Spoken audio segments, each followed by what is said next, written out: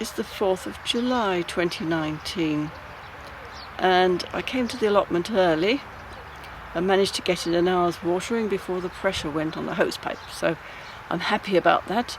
And it's another wonderful morning with sunshine. It's going to be warm later, but not too warm because the wind's from the northeast-ish. And I keep thinking about blooming Robert Hart and his forest garden. This idea that you can create like a food forest where you just wander about amongst the trees dripping with fruit and nuts and pluck the herbs from the path sides, and everything's just like productive.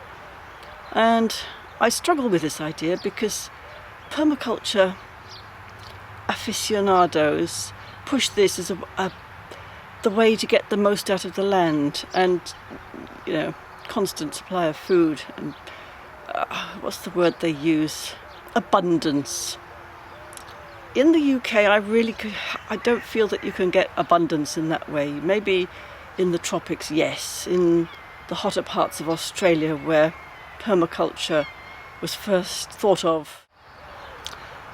And then I'm looking at my allotment and thinking, well, I think I've pretty well managed the best I could do in terms of the forest garden idea, the different layers. I've got the nut trees and the cherry trees and the plum trees, which are not scattered all over the place with things growing between, because they would get in the way. I mean, I don't think you can grow cabbages under plum trees, for example.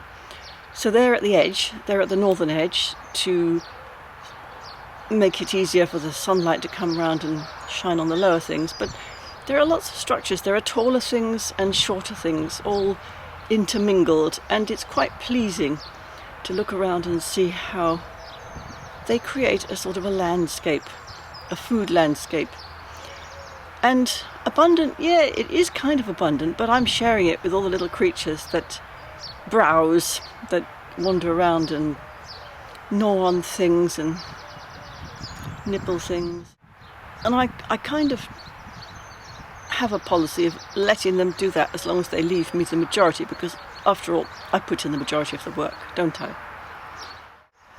And the way I've been into planting, sort of pushing in spare brassica plants in between all the other things, I think is pretty much how nature works. Things grow all together, all mixed up. They don't grow in straight lines, in separated patches. I've got some separated patches and I've got some straight lines, and some not so straight lines as well.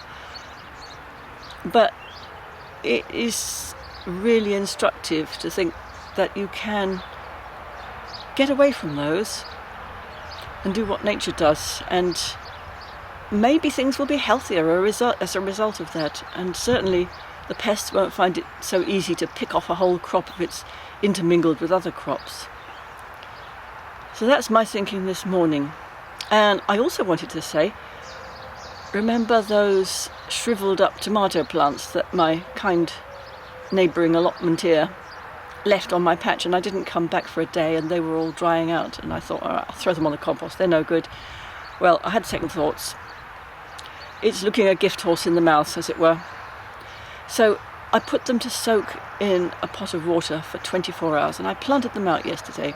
Came back this morning and they're still more or less alive, a bit like me. So here you can see the result for the only spare bed I had, which was the one that had garlic in it, and now it's got a mélange of all sorts of odd plants that didn't have anywhere else to go. It's got the tomatoes and the peppers tied onto canes because they were leggy, and I guess they will grow anyway.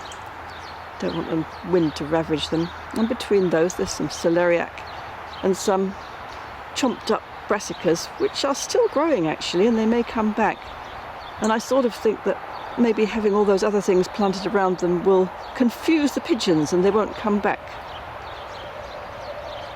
Although actually something's been back to this morning, because there's a leaf they've pecked off with the morning dew still on it, and there's hardly anything left there. Well, there are still some leaves in the middle. One, maybe. But on the other hand, they haven't found this one. And then over on this end, the courgette, which looked very raggy when I planted it, but it's filled out and it's really enjoying itself there. This one's looking good. Quite happy there. On the other hand, this one,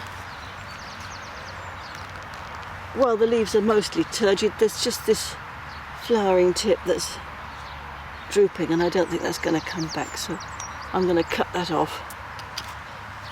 Cut your losses and start again, eh? There you go. They're still more or less alive, a bit like me. Still more or less alive. So that's all good. See you later. Bye.